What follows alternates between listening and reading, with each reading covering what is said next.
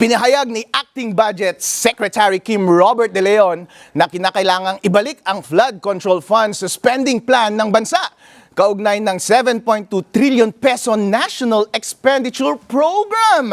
Ayon kay De Leon, kailangan ang maintenance, repair, rehabilitation at improvement ng mga umiiral na infrastruktura. Aniya, ipinakita ng nagdaang sama ng panahon kung bakit mahalaga ang maayos na pagpapatupad ng flood control projects. Ito rin ay naging isang important consideration, sabi niya, sa pagbabalik ng flood control funds matapos alisin ito sa 2026 General Appropriations Act. It's back, baby!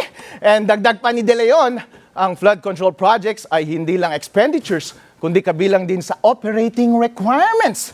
Opisyal nang ibinalik at inilaan na muli ang pondo para sa mga flood control projects sa ilalim ng panukalang 7.2 trillion 2027 National Expenditure Program na isinumite ng Department of Budget and Management sa Kongreso.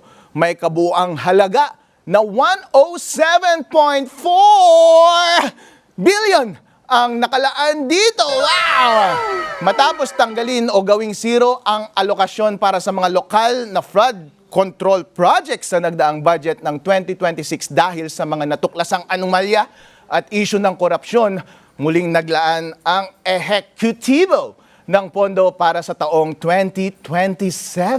Alright. Ayon sa Department of Budget and Management, kailangan itong ibalik upang maipagpatuloy ang mga nasimulan ng proyekto at maibsan ang matinding pagbaha tuwing tag-ulan. 107 billion ang kabuang panukalang pondo para sa mga programa laban sa baha. 9.6 billion ang nakalaan para sa mga nagpapatuloy na foreign-assisted projects. At 3.41 billion naman ang inilaan sa MMDA para sa operasyon at pagpapanatili ng mga pumping station at iba pang istruktura. Yay!